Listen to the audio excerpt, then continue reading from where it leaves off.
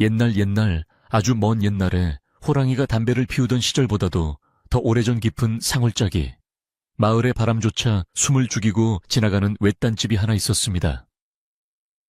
그 마을은 사방이 높은 산으로 둘러싸여 있어 해가 일찍 떨어지고 겨울이 오면 눈이 무릎까지 쌓여 사람의 발길이 뚝 끊어지는 곳이었습니다. 마을 어귀에는 수백 년 된 느티나무가 서 있었는데 그 나무 아래를 지날 때면 누구라도 옷깃을 여미게 될 만큼 서늘한 기운이 감돌았습니다. 그 마을에서 가장 크고 기와가 번쩍거리는 집이 있었으니 바로 인근 고을까지 소문이 자자한 최부자 댁이었습니다. 최부자는 곳간에 쌀이 썩어날 정도로 부유했으나 성정이 몹시 고약하고 인색하여 마을 사람들은 그 집 앞을 지날 때마다 침을 뱉거나 고개를 돌리곤 했습니다.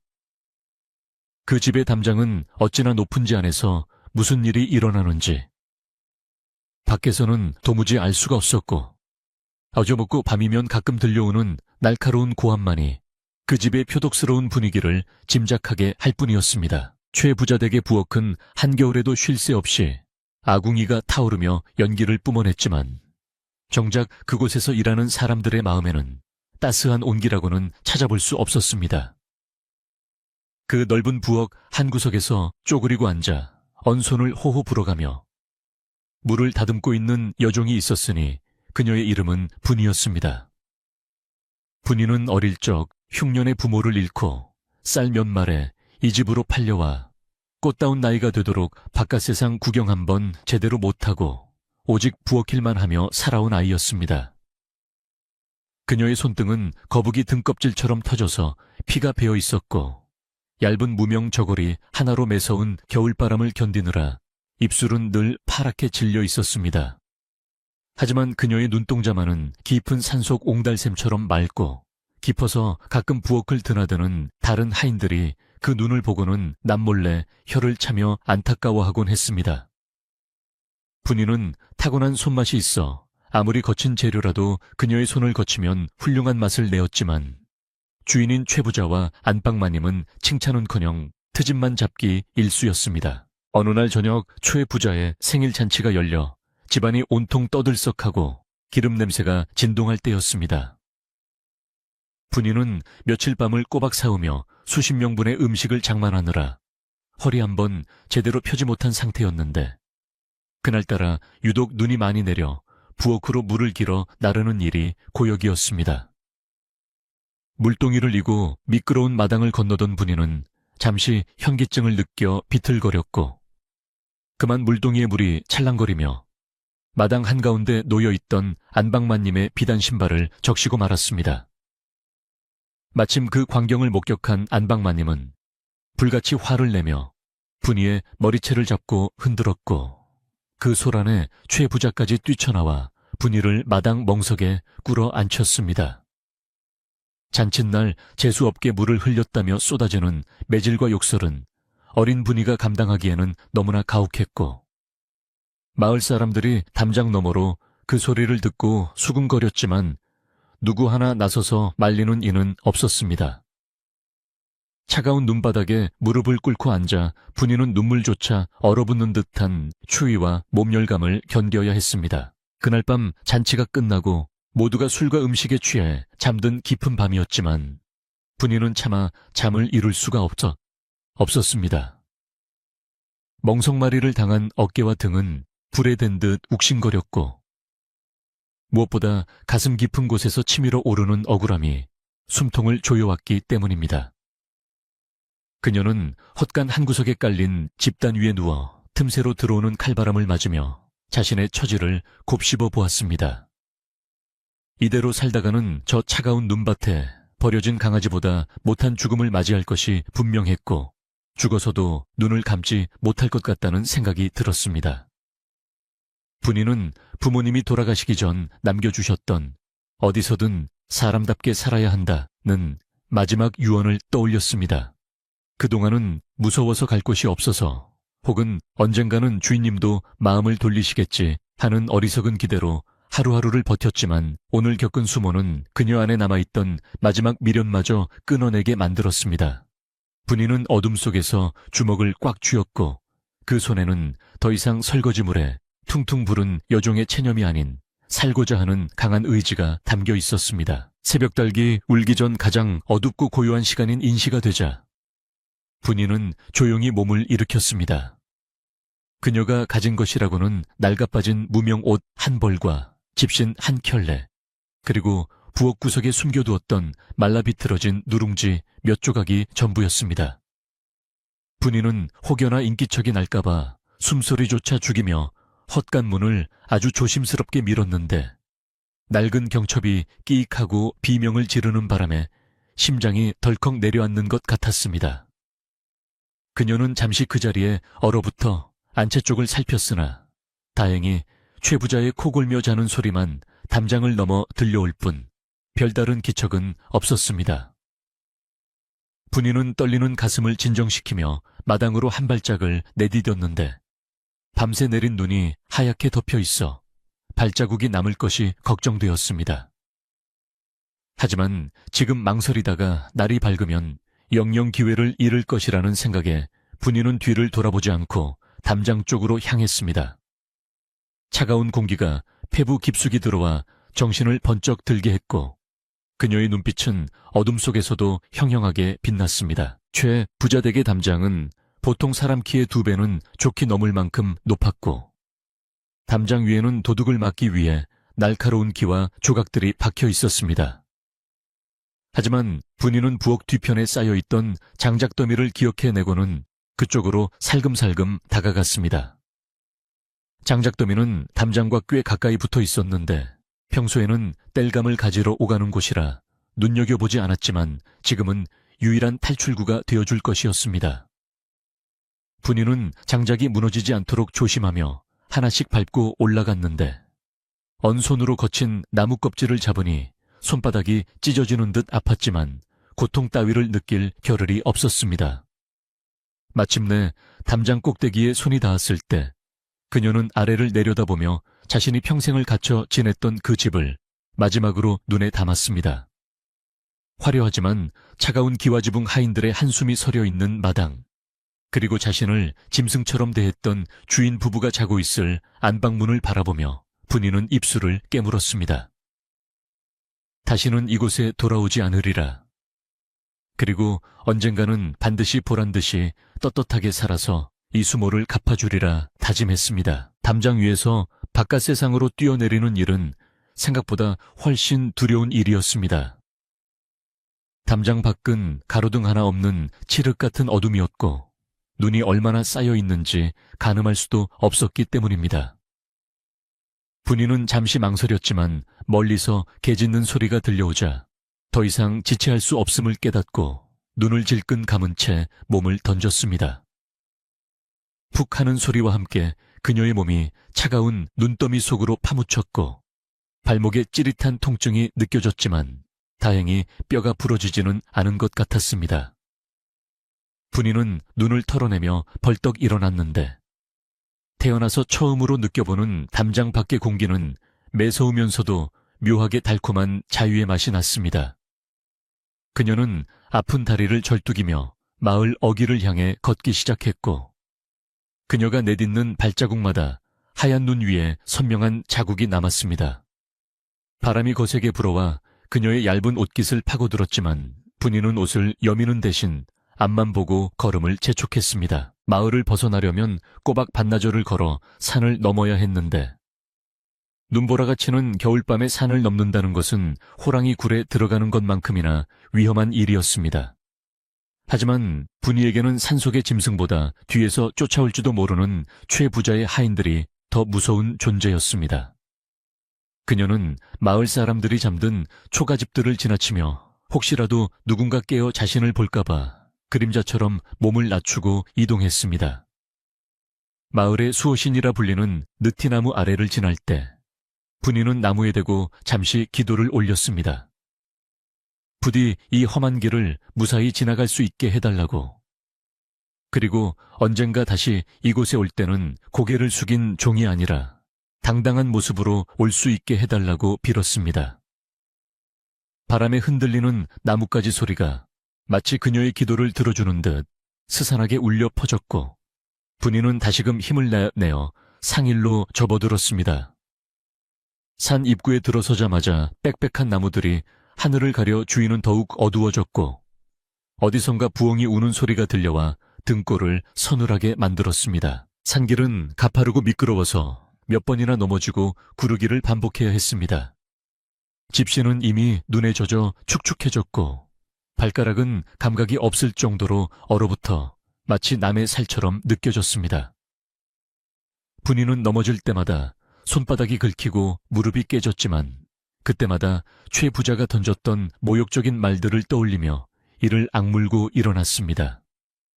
내년은 평생 부엌에서 썩다가 죽을 팔자야 라고 소리치던 그 목소리가 귓가에 맴돌 때마다 분이의 다리에는 알 수 없는 힘이 솟아났습니다. 그녀는 눈 덮인 산길을 기어가다시피 하며 올랐고 거친 숨소리가 하얀 입김이 되어 허공으로 흩어졌습니다. 산 중턱에 이르렀을 때 갑자기 멀리서 횃불 같은 불빛이 어른거리는 것이 보였습니다. 분이는 쏘스라치게 놀라 커다란 바위 뒤로 몸을 숨겼는데 심장이 쿵쾅거리는 소리가 너무 커서 밖으로 새어나갈까봐 입을 틀어막아야 했습니다.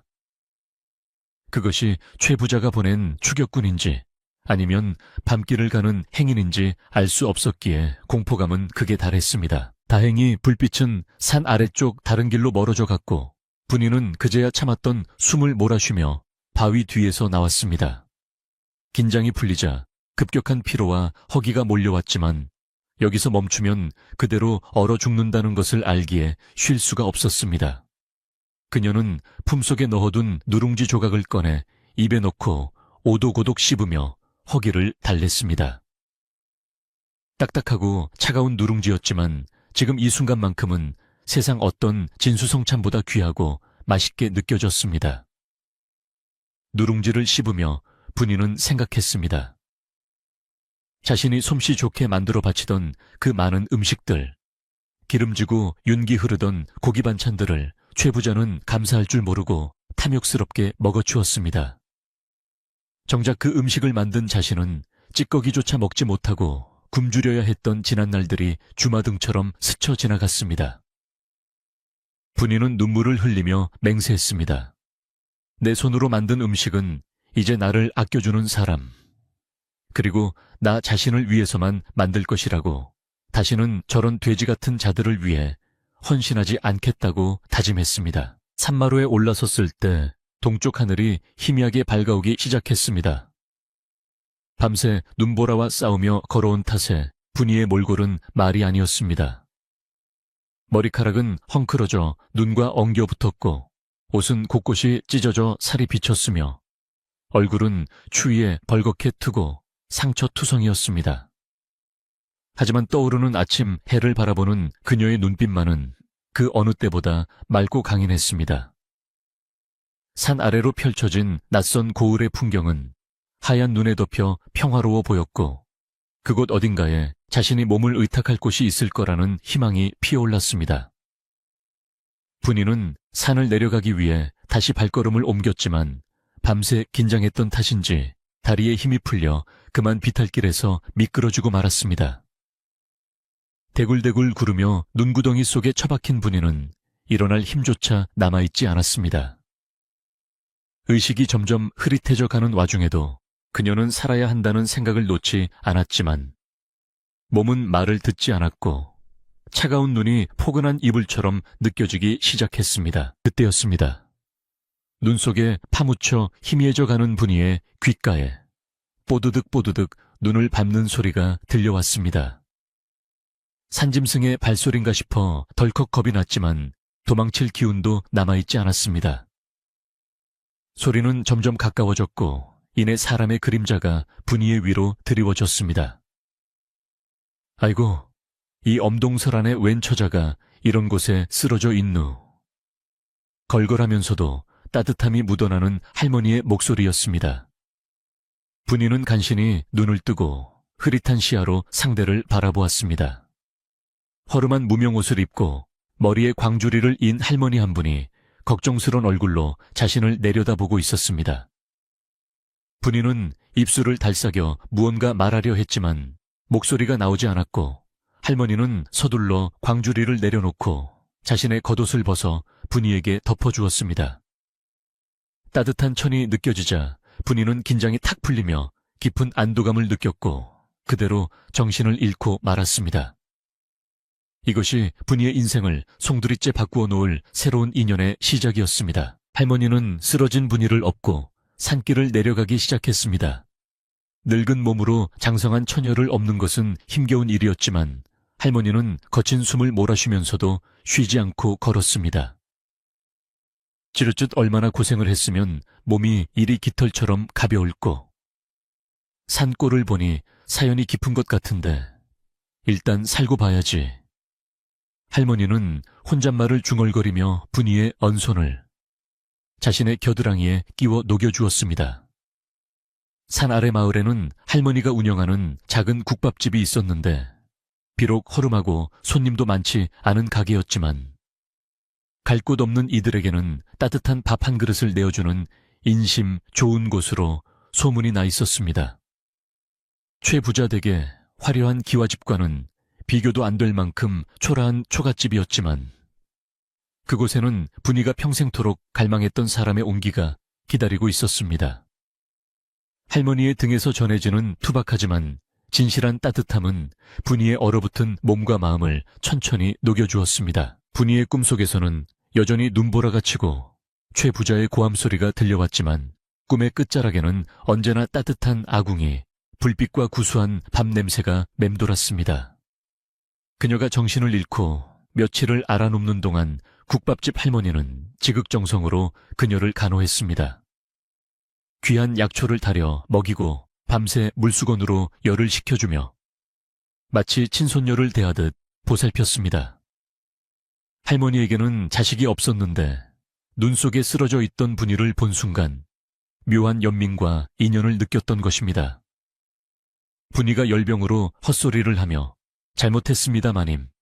한 번만 용서해 주세요 라고 울부짖을 때마다 할머니는 분이의 손을 꼭 잡아주며 괜찮다 아가. 여기는 아무도 너를 때리지 않아. 이제 다 끝났다 라고 다독여 주었습니다. 그 목소리는 분이의 깊은 무의식 속에 스며들어 오랜 시간 그녀를 올가매던 공포의 사슬을 조금씩 풀어주었습니다. 한편 최부자 댁에서는 분이가 사라진 사실을 알고 발칵 뒤집혔습니다. 아침상을 차려야 할 분이가 보이지 않자 안방마님은 노발대발했고 최부자는 머슴들을 풀어 마을 곳곳을 뒤지게 했습니다. 감히 내 집에서 도망을 쳐 잡히기만 해봐라. 다리 몽둥이를 분질러 놓을 테다. 최부자의 고함 소리가 온 집안을 흔들었지만 이미 분이는 그들의 손이 닿지 않는 곳 산 너머 다른 고을에 머물고 있었습니다. 머슴들은 눈이 많이 와서 발자국이 지워졌다며 빈손으로 돌아왔고 최부자는 분을 이기지 못해 밥상을 엎어버렸습니다. 사실 최부자가 그토록 화를 낸 이유는 단순히 종 하나가 없어져서가 아니었습니다. 분이가 만드는 음식 맛에 길들여진 최부자의 입맛을 다른 하인들이 도저히 맞추지 못했기 때문입니다. 분이가 사라진 후 최부자 댁의 식탁은 예전 같은 풍성함과 맛을 잃었고 이는 최부자의 심기를 더욱 불편하게 만들었습니다. 욕심 많은 주인은 자신이 잃어버린 것이 단순한 노동력이 아니라 돈으로도 살 수 없는 귀한 재주였음을 뒤늦게 깨닫게 될 것이었습니다. 시간이 흘러 분이는 마침내 긴 잠에서 깨어났습니다. 눈을 떴을 때 보이는 낯선 천장과 코끝을 간지럽히는 구수한 시래기국 냄새에 그녀는 잠시 어리둥절했습니다. 몸을 일으키려 하자 온몸이 쑤셨지만 예전처럼 춥거나 배고프지는 않았습니다. 방문이 열리고 할머니가 들어오시자 분이는 화들짝 놀라 이불을 끌어당겼습니다. 하지만 할머니는 사람 좋은 미소를 지으며 김이 모락모락 나는 밥상을 내려놓았습니다. 이제 정신이 좀 드느냐. 며칠을 꼬박 앓더니 얼굴색이 좀 돌아왔구나. 어서 이것 좀 먹어라. 밥상 위에는 하얀 쌀밥과 뜨끈한 시래기국, 그리고 잘 익은 김치 한 보시기가 놓여 있었습니다. 분이는 밥상을 보고 눈시울이 붉어졌습니다. 남이 먹다 남은 것이 아닌 온전히 자신만을 위해 차려진 새 밥상은 태어나서 처음 받아보는 것이었습니다. 숟가락을 드는 손이 떨려왔고 한술 뜨자 뜨거운 국물이 목을 타고 넘어가며 얼어붙었던 가슴속 응어리까지 녹여내리는 듯했습니다. 분이는 할머니에게 큰절을 올리며 감사의 눈물을 흘렸습니다. 할머니 죽어가던 저를 살려주셔서 감사합니다. 이 은혜는 평생 잊지 않고 갚겠습니다. 할머니는 분이를 일으켜 세우며 따뜻하게 안아주었습니다. 은혜는 무슨 사람이 사람을 살리는 게 당연한 이치지. 갈 곳이 없으면 여기서 지내도 좋다. 내 늙어서 일손도 딸리고 적적하던 참인데 네가 내 딸 노릇 해주면 나야 고맙지. 분이는 할머니의 제안에 다시 한번 눈물을 쏟았고 그날부터 국밥집에서의 새로운 삶을 시작하게 되었습니다. 그녀는 자신의 이름 대신 연희라는 새로운 이름을 쓰기로 했습니다. 과거의 비참했던 기억을 지우고 연꽃처럼 진흙 속에서도 맑게 피어나겠다는 뜻에서 할머니가 지어준 이름이었습니다. 연희는 비록 몸은 고됐지만 마음만은 그 어느 때보다 편안했습니다. 무엇보다 자신의 손으로 만든 음식을 사람들이 맛있게 먹고 웃어주는 모습을 볼 때면 가슴 벅찬 기쁨을 느꼈습니다. 연희의 손맛은 금세 국밥집 손님들의 입맛을 사로잡았습니다. 평범한 국밥이었지만 연희가 끓이면 국물 맛이 깊고 진해져서 한번 맛본 사람은 다시 찾지 않을 수 없었습니다. 그녀는 재료를 아끼지 않고 정성을 다해 음식을 만들었고 파리만 날리던 국밥집은 조금씩 활기를 띠기 시작했습니다. 연희는 새벽같이 일어나 장을 보고 밤늦도록 재료를 손질하며 할머니를 도왔습니다. 그녀의 성실함과 솜씨는 곧장 입소문을 탔고 이웃 마을 사람들도 국밥을 먹으러 올 정도가 되었습니다. 하지만 빛이 강하면 그림자도 짙어지는 법, 연희의 명성이 높아질수록 그녀의 과거를 아는 누군가의 귀에도 소식이 들어갈 위험이 커지고 있었습니다. 산 너머 최부자댁의 욕심 많은 주인이 잃어버린 자신의 소유물을 그리 쉽게 포기할 위인이 아니라는 것을 연희는 잠시 잊고 지냈습니다. 어느 날 장터에 나갔던 마을 사람이 국밥집에 들러 묘한 이야기를 전했습니다. 저 산 너머 부자 동네에서 도망친 여종을 잡으러 추노꾼들을 풀었다는 소문이 있더구먼. 현상금도 꽤 걸었다던데 쯧쯧. 그 어린 것이 오죽했으면 도망을 쳤을까. 국밥을 나르던 연희의 손이 멈칫했고 그릇이 쟁반 위에서 다그락거리는 소리를 냈습니다. 연희의 얼굴이 하얗게 질리는 것을 본 할머니는 재빨리 손님에게 말을 돌리며 연희를 주방으로 들여보냈습니다. 주방 구석에 쪼그리고 앉은 연희의 몸은 사시나무 떨듯 떨리고 있었습니다. 잊고 싶었던 공포가 다시금 그녀의 목을 조여오는 것 같았습니다. 최 부자의 집요함은 상상을 초월했고 만약 잡혀간다면 그때는 정말 죽음을 면치 못할 것이었습니다. 하지만 지금의 연희는 예전의 나약한 분이가 아니었습니다. 그녀에게는 지켜야 할 할머니와 이 소중한 국밥집 그리고 자신의 새로운 인생이 있었습니다. 할머니가 주방으로 들어와 연희의 어깨를 감싸 쥐었습니다. 겁먹지 마라. 내가 있는 한 누구도 너를 데려가지 못한다. 하지만 그들이 냄새를 맡고 올지도 모르니 우리도 대비를 해야겠구나. 할머니의 눈빛은 단호했습니다. 연희는 눈물을 닦고 고개를 끄덕였습니다. 도망만 다녀서는 결코 자유로워질 수 없다는 것을 깨달은 것입니다. 그녀는 떨리는 손을 주먹 쥐며 다짐했습니다. 만약 최 부자가 이곳까지 쫓아온다면 그때는 피하지 않고 맞서리라. 내 손끝에서 피어나는 맛으로 그 탐욕스러운 혀를 놀라게 하고 그들의 위선을 발가락 끝까지 부끄럽게 만들리라. 바람이 문풍지를 세차게 흔들었지만 주방 안의 아궁이 불빛은 꺼지지 않고 더욱 붉게 타올랐습니다. 어둠 속에서 반짝이는 연희의 눈동자는 다가올 시련을 예감하면서도 더 이상 흔들리지 않았습니다.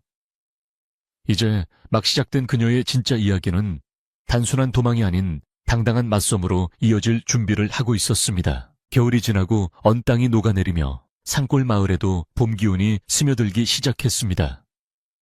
눈 덮인 산빛 아래는 이름 모를 들꽃들이 수줍게 고개를 내밀었고 처마 밑의 고드름은 수정처럼 맑은 물방울이 되어 똑똑 떨어져 내렸습니다. 국밥집 주변의 버드나무 가지에도 연두빛 새순이 돋아나며 바람에 하늘거렸는데 이는 마치 연희의 새로운 삶이 시작됨을 알리는 신호와도 같았습니다. 연희의 얼굴에도 어느새 핏기가 돌고 거칠었던 피부는 뽀얗게 윤기를 되찾아가고 있었습니다. 낡고 해진 무명옷 대신 할머니가 지어준 산뜻한 색동저고리를 입은 연희의 모습은 예전 최 부자댁 부엌댁이라고는 믿어지지 않을 만큼 고운 자태를 뽐냈습니다. 그녀는 이제 더 이상 남의 눈치를 보며 주눅든 하녀가 아니라 국밥집의 어엿한 살림꾼으로 거듭나고 있었습니다. 아침 일찍 일어나 마당을 쓸고 가마솥에 불을 지피는 그녀의 손길에는 활력이 넘쳤고 그 부지런한 소리는 마을의 아침을 깨우는 정겨운 알람이 되었습니다. 국밥집 앞은 점심때가 되기도 전부터 사람들로 북적거렸습니다. 예전에는 파리만 날리던 한산한 곳이었지만 이제는 연희의 손맛을 보기 위해 이웃 마을에서 산을 넘어오는 사람들도 적지 않았습니다. 가마솥 뚜껑을 열 때마다 피어오르는 구수한 국물 냄새는 지나가는 사람들의 발길을 붙잡기에 충분했고 한번 맛본 사람들은 그 깊은 맛을 잊지 못해 다시 찾아오곤 했습니다. 연희는 뼈를 고아낸 육수에 신선한 우거지를 듬뿍 넣고 된장을 풀어 구수하면서도 시원한 국밥을 끓여냈습니다. 여기에 갓 담근 아삭한 깍두기와 잘 익은 배추김치를 곁들여 내면 임금님 수라상도 부럽지 않은 훌륭한 한 끼가 되었습니다. 손님들은 어떻게 이런 맛이 나지? 국물에 무슨 약을 탄 게 분명해 하며 혀를 내둘렀고 그럴 때마다 연희는 수줍게 웃으며 그저 정성을 다했을 뿐입니다. 라고 겸손하게 대답했습니다. 그녀의 미소는 국밥만큼이나 따뜻하게 손님들의 마음을 어루만져 주었습니다. 할머니는 몰라보게 달라진 가게 풍경에 입이 귀에 걸리셨습니다. 돈통에 엽전이 쌓이는 재미도 좋았지만 무엇보다 죽어가던 연희가 이렇게 밝고 건강하게 살아가는 모습을 보는 것이 더 큰 기쁨이었습니다. 할머니는 틈만 나면 손님들에게 우리 연희는 복덩이야 복덩이, 하늘에서 내게 보내준 귀한 딸이지 하며 자랑을 늘어놓으셨습니다. 손님들 또한 싹싹하고 일 잘하는 연희를 칭찬하며 며느리 삼고 싶다는 농담을 건네기도 했습니다. 그럴 때면 연희는 얼굴을 붉히며 부엌으로 도망치듯 들어갔지만 그 뒷모습에는 행복한 웃음이 묻어 있었습니다. 지난날 최 부자댁에서 들었던 욕설과 비난 대신 칭찬과 웃음소리가 가득한 이곳은 연희에게 꿈만 같은 천국이었습니다. 그녀는 밤마다 잠자리에 들 때면 이 행복이 깨지지 않기를 간절히 기도했고 할머니의 코는 소리를 자장가 삼아 평온한 잠에 빠져들곤 했습니다. 하지만 마음 한구석에는 여전히 불안의 씨앗이 남아있어 문소리만 조금 크게 나도 가슴이 철렁 내려앉는 것은 어쩔 수 없는 노릇이었습니다. 연희의 음식 솜씨는 단순히 맛만 좋은 것이 아니었습니다. 그녀는 재료 하나하나의 성질을 꿰뚫고 있어 먹는 사람의 몸 상태에 맞춰 간을 조절하고 재료를 가감할 줄 알았습니다. 속이 불편한 노인에게는 물을 푹 익혀 소화가 잘 되게 끓여주고 기력이 쇠한 일꾼에게는 고기를 넉넉히 넣어 힘이 나게 해주었습니다. 이러한 세심한 배려는 손님들에게 깊은 감동을 주었고 국밥집은 단순히 배를 채우는 곳을 넘어 마음까지 위로받는 사랑방이 되어갔습니다. 장날이면 장터 사람들은 을의 국밥집에 들러 뜨끈한 국물로 피로를 풀고 세상 돌아가는 이야기를 나누었습니다. 거기 국밥 한 그릇 먹으면 10년 묵은 체정이 내려간다더라. 는 소문은 꼬리에 꼬리를 물고 퍼져나가 어느새 고을을 넘어 먼 곳까지 알려지게 되었습니다. 소문은 바람을 타고 산을 넘고 강을 건너 마침내 연희가 그토록 피하고 싶었던 그곳 최부자가 사는 마을에까지 닿게 되었습니다. 한편 최부자 댁의 사정은 날이 갈수록 나빠지고 있었습니다. 연희가 사라진 후 새로 들어온 부엌대기들은 도무지 최부자의 까다로운 입맛을 맞추지 못했습니다. 국이 짜다 밥이 질다 반찬이 맛없다 하며 밥상을 엎는 일이 하루가 멀다 하고 일어났고, 하인들은 최부자의 성화에 못 이겨 하나둘씩 집을 나갔습니다. 안방마님 역시 짜증이 늘어 집안에는 하루도 조용할 날이 없었습니다. 최부자는 끼니 때마다 에이 최, 이걸 사람이 먹으라고 만든 거냐. 그년이 있을 때는 그래도 밥구멍으로 넘어가긴 했건만 하고 소리치며 숟가락을 던지곤 했습니다. 그는 자신이 쫓아낸 연희를 그리워하는 것이 아니라 그녀가 만들어주던 맛있는 음식을 탐하고 있을 뿐이었습니다. 배는 고픈데 입맛에 맞는 음식은 없으니 최 부자의 성격은 더욱 포악해졌고 몸은 비쩍 말라가며 신경질적으로 변해갔습니다. 돈은 썩어날 만큼 많았지만 정작 맛있는 밥 한 끼를 먹지 못하는 그의 삶은 빈곤하기 짝이 없었습니다. 그러던 어느 날 최 부자 댁에 물건을 납품하러 온 박물장수 노파가 조심스럽게 말을 꺼냈습니다. 대감마님, 요즘 저 너머 고을 장터국밥집이 아주 난리가 났답니다. 젊은 처자가 음식을 하는데 그 맛이 기가 막혀서 죽은 사람도 벌떡 일으킨다지 뭡니까? 배고픔과 짜증에 시달리던 최 부자의 귀가 번쩍 뜨였습니다. 뭐라 젊은 처자가 그게 정말이냐?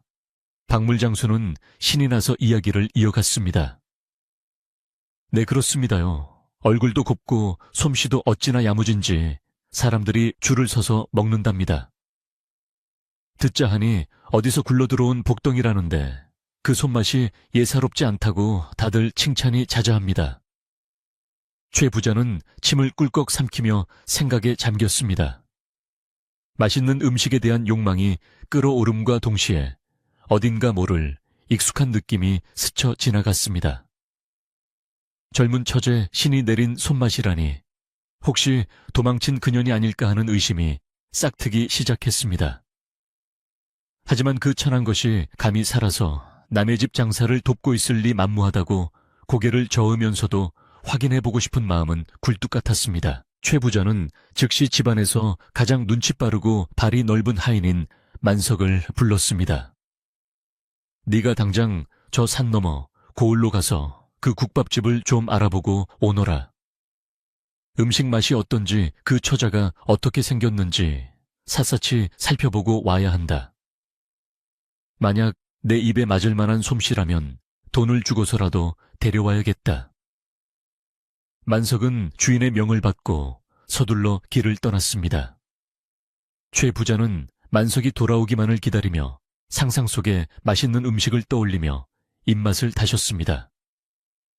만약 그 처자가 정말 뛰어난 솜씨를 가졌다면 어떤 수를 써서라도 자신의 부엌에 앉혀놓고 평생 맛있는 음식을 만들어 바치게 할 심산이었습니다.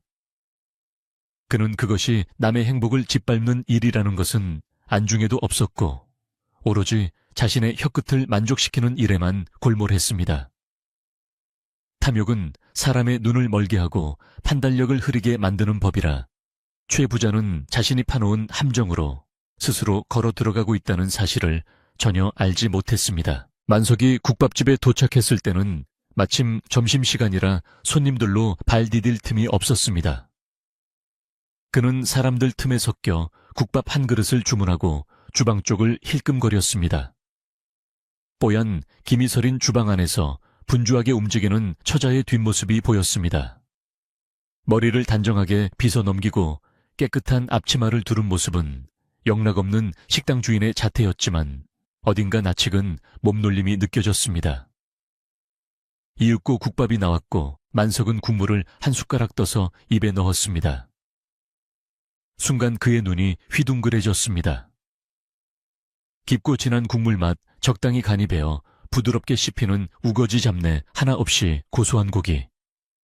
맛은 최 부자 댁에서 잔칫날에나 맛볼 수 있었던, 아니 그보다 더 훌륭한 맛이었습니다. 이 맛은... 만석은 고개를 갸웃거렸습니다. 분명 익숙한 손맛인데 예전 부엌대기 분이가 만들던 것보다 훨씬 깊고 풍부했습니다. 그는 숟가락을 놓을 새도 없이 국밥 한 그릇을 깨 눈 감추듯 비워버렸습니다. 그릇을 비우고 나서야 만석은 다시 주방 쪽을 주시했습니다. 마침 연희가 다 된 수육 접시를 들고 주방 밖으로 나왔습니다. 만석은 갓을 눌러 쓰고 고개를 숙여 자신의 얼굴을 숨겼습니다. 연희는 손님들에게 상냥하게 웃으며 음식을 내려놓았는데 그 환한 미소와 건강한 혈색은 만석이 기억하는 꾀죄죄하고 비쩍 마른 분이와는 너무나 달랐습니다. 설마 그분이일까? 얼굴은 비슷한데 분위기가 영 딴판이네. 목소리도 저렇게 맑지 않았는데. 만석은 혼란스러웠습니다. 하지만 그 손맛만큼은 속일 수가 없었습니다. 그는 확신 반 의심 반의 마음을 품고 슬그머니 자리에서 일어났습니다. 주인에게 보고하려면 좀 더 확실한 증거가 필요했지만 일단 이 정도만으로도 최 부자의 호기심을 자극하기에는 충분했습니다. 만석은 엽전을 상 위에 올려놓고 도망치듯 가게를 빠져나왔습니다.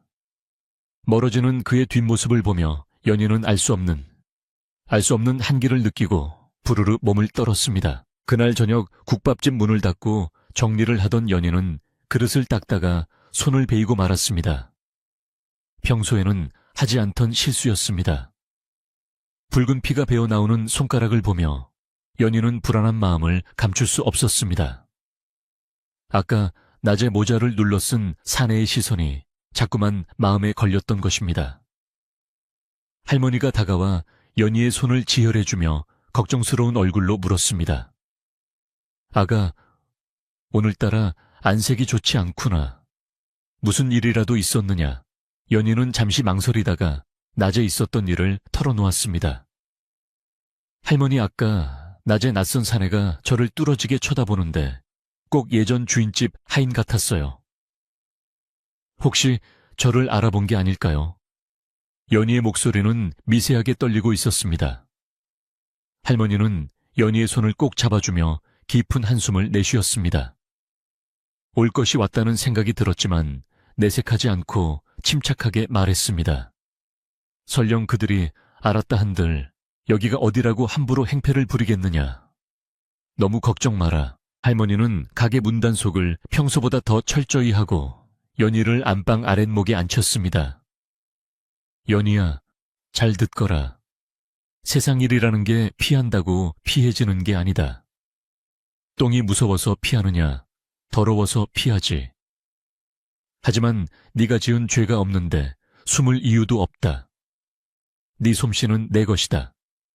그들이 훔쳐갈 수 없는 너만의 보물이야. 할머니의 말씀은 연희의 마음에 작은 용기를 불어넣어 주었습니다.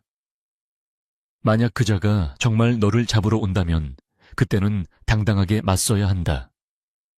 내 뒤에는 내가 있고 이 마을 사람들이 있다. 너는 더 이상 혼자가 아니란다. 할머니의 눈빛은 바위처럼 단단했고 그 안에는 연희를 향한 깊은 사랑과 신뢰가 담겨 있었습니다. 연희는 할머니의 무릎에 얼굴을 묻고 소리 없이 눈물을 흘렸습니다. 두려움은 여전했지만 이제는 도망치지 않겠다는 결심이 조금씩 굳어지고 있었습니다. 며칠 후 최 부자 댁에서는 난리가 났습니다. 만석의 보고를 들은 최 부자가 당장 그 국밥집으로 가겠다며 가마를 대령하라고 소리쳤기 때문입니다. 그 맛이 분명하다면 그년이 틀림없어 내 집에서 도망친 종년이 감히 밖에서 장사를 하며 호의호식하고 있다니 내 인연을 당장 잡아와서 본때를 보여주겠다. 최 부자는 분노로 길길이 날뛰었지만 그 이면에는 그 맛있는 국밥을 당장 먹고 싶다는 탐욕이 더 크게 자리 잡고 있었습니다. 안방마님은 채통을 지키라며 말렸지만 최 부자의 고집을 꺾을 수는 없었습니다. 그는 건장한 하인 몇 명을 더 뽑아 대동하고 위세 등등하게 국밥집이 있는 고을로 출발했습니다. 그의 행차는 마치 전쟁터에 나가는 장수처럼 요란했고 지나가는 사람들은 무슨 일이 났나 하여 겁을 먹고 길을 비켜주었습니다. 검은 먹구름이 몰려오듯 최 부자의 행렬은 평화롭던 국밥집을 향해 서서히 다가오고 있었습니다. 연희는 다가오는 폭풍을 예감한 듯 그날따라 육수를 끓이는 일에 더욱 정성을 쏟았습니다. 뼈에 붙은 핏물을 꼼꼼히 제거하고 불 조절을 세심하게 하며 맑고 깊은 국물을 우려냈습니다. 마음이 어지러울수록 기본에 충실해야 한다는 할머니의 가르침을 따르기 위함이었습니다. 그녀는 칼질을 하며 마음속으로 수없이 되뇌었습니다. 나는 죄인이 아니다. 나는 내 힘으로 살아가는 당당한 사람이다. 칼끝이 돔에 부딪히는 경쾌한 소리가 부엌 안에 울려 퍼졌고 그 소리는 마치 다가올 싸움을 준비하는 북소리처럼 들렸습니다. 할머니는 가게 앞 평상에 앉아 곰방대를 물고 먼 산을 응시하고 있었습니다. 그녀의 눈매는 평소보다 날카로워져 있었고 손에는 굵은 소금 한 바가지가 들려 있었습니다. 재수없는 귀신이 오면 소금을 뿌려 쫓아내듯 악한 기운이 감지되면 단호하게 대처하겠다는 의지의 표현이었습니다. 마을 사람들도 심상치 않은 분위기를 감지했습니다. 며칠 전 낯선 사내가 다녀간 후로 국밥집 주위에 묘한 긴장감이 감돌았기 때문입니다. 단골 손님들은 국밥을 먹으면서도 무슨 일이 생기면 우리가 도와줄 테니 걱정 말라며 연희에게 힘을 실어주었습니다. 그들의 따뜻한 말 한마디가 연희에게는 천군만마와도 같았습니다. 연희는 국밥 한 그릇, 반찬 한 접시에 감사의 마음을 담아 손님들에게 대접했습니다. 그녀가 만든 음식은 단순한 끼니가 아니라 사람과 사람을 이어주는 끈끈한 전기였습니다. 최 부자가 아무리 돈과 권력으로 억누르려 해도 이 끈끈한 정까지 끊어낼 수는 없을 것이었습니다. 해가 서산으로 넘어가며 붉은 노을이 국밥집 마당을 물들일 때 저 멀리 고개 너머에서 흙먼지를 일으키며 다가오는 무리가 보였습니다. 드디어 올 것이 온 것입니다. 최 부자의 가마가 국밥집 앞에 멈춰 서자 주인은 찬물을 끼얹은 듯 조용해졌습니다. 화려한 비단 옷을 입은 최 부자가 거만하게 가마에서 내렸고 뒤따르던 하인들이 위협적인 표정으로 주위를 둘러보았습니다. 여기가 그 소문난 국밥집이냐? 최 부자의 목소리는 쩌렁쩌렁하게 울려 퍼졌습니다. 가게 안에 있던 손님들은 밥을 먹다 말고 멈칫하며 눈치를 살폈습니다. 할머니는 천천히 자리에서 일어나 곰방대를 털며 최 부자 앞을 막아섰습니다. 그렇소만 뉘신데 예의도 없이 남의 가게 앞에서 고함을 지르시오. 할머니의 당당한 태도에 최 부자는 잠시 움찔했지만 이내 코웃음을 쳤습니다. 내 이 집 음식 맛이 기가 막히다 하여 멀리서 찾아왔다. 주인을 불러라. 아니 주방에서 요리하는 그 계집을 당장 내 앞에 대령해라.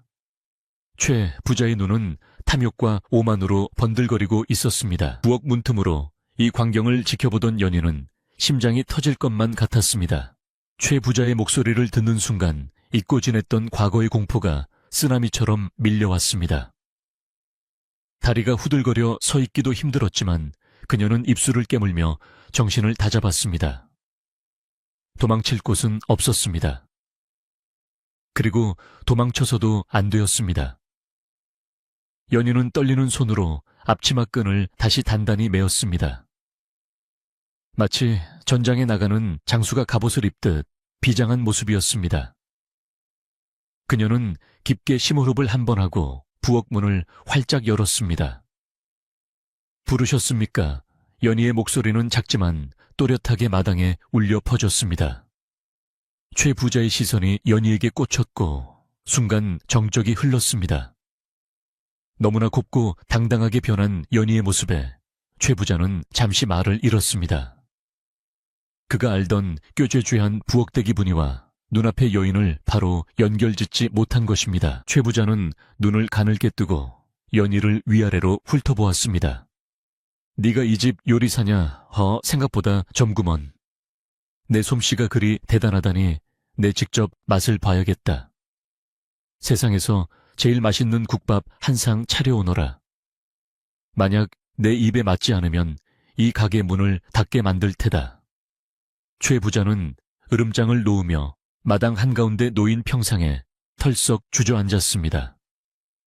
그는 아직 연희를 알아보지 못한 눈치였습니다.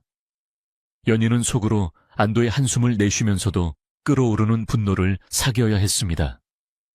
자신을 짐승 취급하던 그자가 이제는 손님의 탈을 쓰고 음식을 요구하고 있는 상황이 기가 막혔습니다. 하지만 연희의 머릿속에 번뜩이는 생각이 스쳐 지나갔습니다. 그래, 원하신다면 차려드려야지. 하지만 그 밥상은 당신이 생각하는 그런 밥상이 아닐 것입니다. 연희의 눈빛이 차갑게 빛났습니다. 그녀는 최 부자에게 정중히 고개를 숙여 보이고는 다시 부엌으로 들어갔습니다. 부엌으로 돌아온 연희는 가마솥 뚜껑을 열었습니다. 펄펄 끓는 육수의 열기가 얼굴에 와닿았습니다. 그녀는 지금부터 최 부자를 위한 특별한 요리를 만들 작정이었습니다. 그것은 단순히 맛있는 음식이 아니라 최 부자의 탐욕과 과거의 악행을 스스로 깨닫게 할 기억의 음식이 될 것이었습니다. 연희는 찬장에서 가장 투박한 그릇을 꺼내고 최 부자가 평소 거들떠보지도 않던 재료들을 꺼내 들었습니다. 시래기, 꽁다리 무 껍질, 그리고 쌀뜨물. 이것들은 과거 최 부자 댁에서 하인들이 몰래 주워 먹으며 연명했던 눈물 젖은 식재료들이었습니다. 하지만 연희의 손을 거치면 이 초라한 재료들은 세상 둘도 없는 진미로 변할 것이었습니다. 그리고 그 맛 뒤에는 최 부자가 감당해야 할 부끄러움이 숨겨져 있었습니다. 연희의 손놀림은 빨라졌고 그녀의 입계는 비장한 미소가 감돌았습니다. 복수의 칼날 대신 국자를 든 연희의 방역이 막 시작되려 하고 있었습니다. 부엌 안은 마치 폭풍 전야처럼 고요하면서도 팽팽한 긴장감이 감돌고 있었습니다. 아궁이 속에 장작불이 타닥타닥 소리를 내며 타오르고 가마솥에서는 하얀 김이 뿜어져 나와 연희의 얼굴을 감쌌습니다. 연희는 깊게 숨을 들이마시며 떨리는 마음을 진정시켰습니다. 밖에서 들려오는 최 부자의 거만한 목소리가 귓가를 때릴 때마다 가슴이 울렁거렸지만 그녀는 도마 위에 놓인 칼을 꽉 쥐며 중심을 잡았습니다. 지금 그녀가 만들어야 할 음식은 단순한 한 끼 식사가 아니었습니다. 그것은 자신의 지난날의 고통과 눈물, 그리고 그 속에서 피워낸 끈질긴 생명력을 담은 그릇이었습니다. 최 부자가 평생 하찮게 여겨 발로 걷어차던 그 재료들이 얼마나 귀하고 맛있는 음식으로 변할 수 있는지 보여주는 것이 그녀만의 조용한 시위였습니다. 연희는 찬장 깊숙한 곳에서 말려두었던 시래기를 꺼내 물에 불리기 시작했습니다. 그 시래기는 지난 겨울 김장을 하고 남은 무청을 주워다가 연희가 정성껏 말린 것이었습니다. 최 부자 댁에 있을 때 무청은 돼지나 먹는 여물이라며 거들떠보지도 않고 버려주곤 했습니다.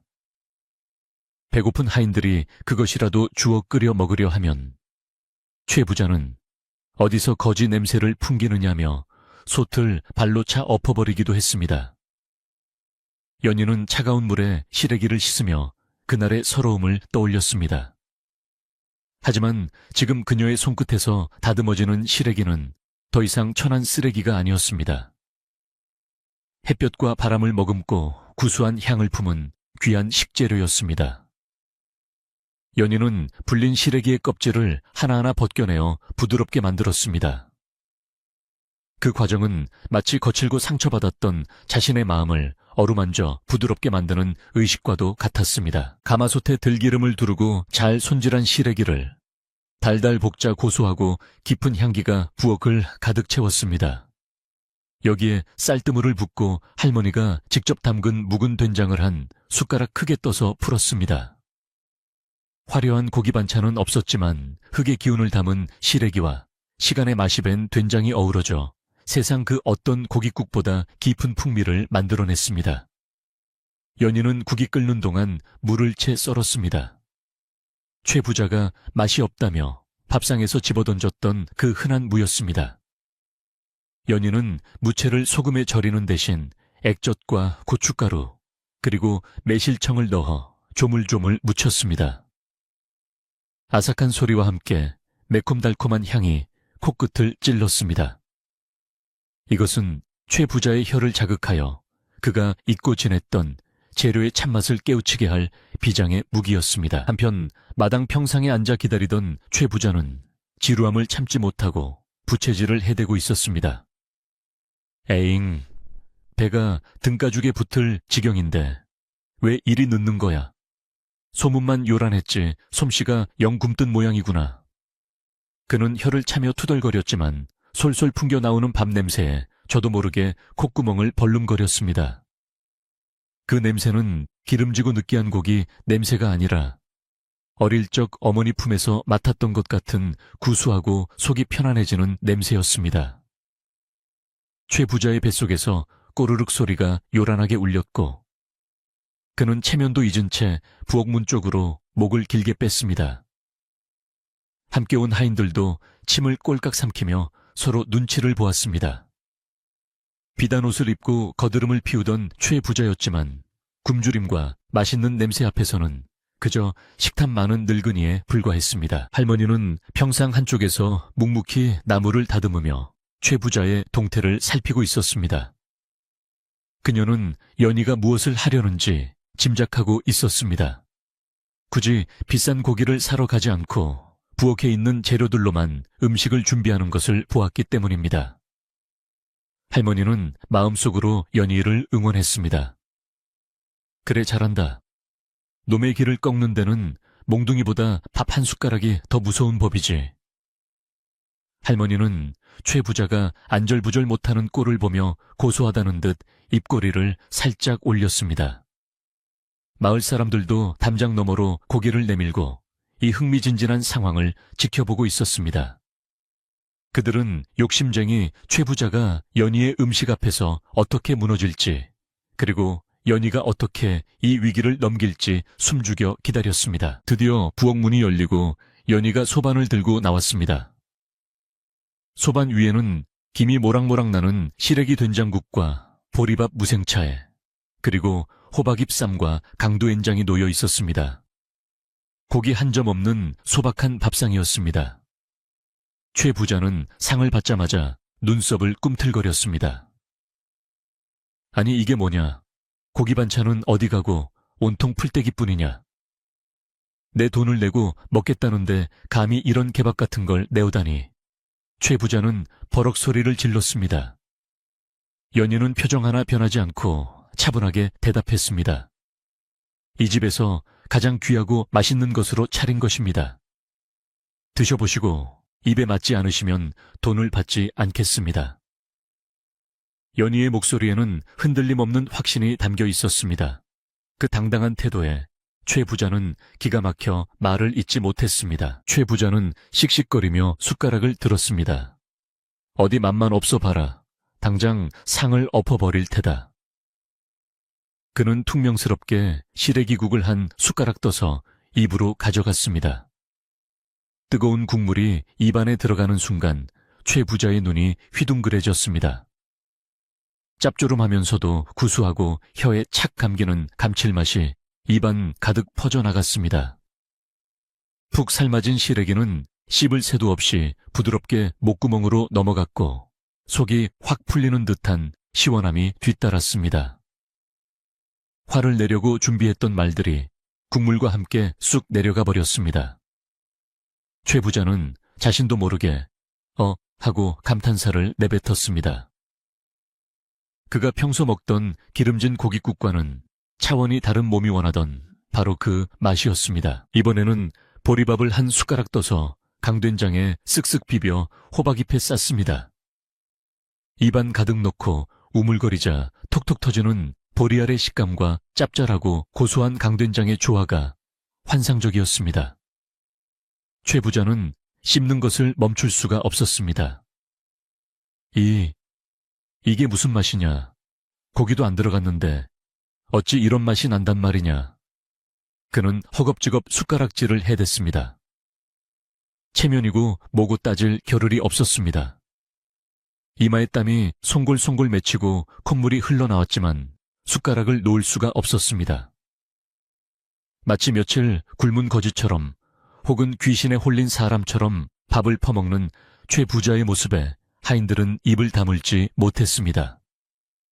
평소 반찬 투정이 심해 상을 업기 일쑤였던 주인이 풀반찬만 있는 밥상을 이토록 개걸스럽게 먹는 것은 처음 보는 광경이었기 때문입니다. 연희는 마당 구석에 서서 그 모습을 지켜보았습니다. 그녀의 눈에는 복잡한 감정이 스쳐 지나갔습니다. 자신이 만든 음식을 저토록 맛있게 먹는 모습을 보니 요리사로서의 뿌듯함도 있었지만 동시에 저 입으로 자신에게 온갖 모욕을 퍼부었던 기억이 떠올라 소름이 돋기도 했습니다. 하지만 그녀는 냉정을 잃지 않았습니다. 최 부자가 음식을 맛있게 먹을수록 그가 뱉어냈던 말들이 얼마나 어리석고 모순적이었는지 증명되는 셈이었기 때문입니다. 맛있게 드세요.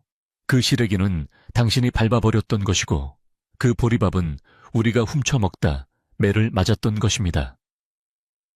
연희는 속으로 차갑게 뇌까렸습니다.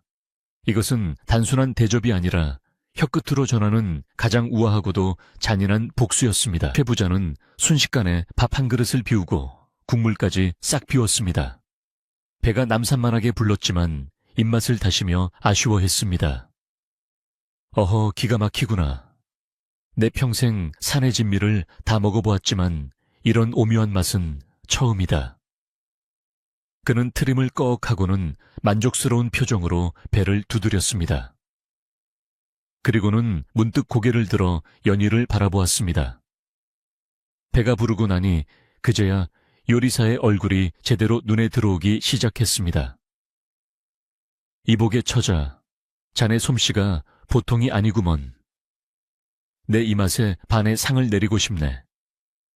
그래, 이름이 무엇인고? 최 부자의 태도는 아까와는 딴판으로 너그러워져 있었습니다. 하지만 그 눈빛 속에는 여전히 탐욕스러운 빛이 일렁이고 있었습니다. 연희는 천천히 최 부자 앞으로 걸어갔습니다.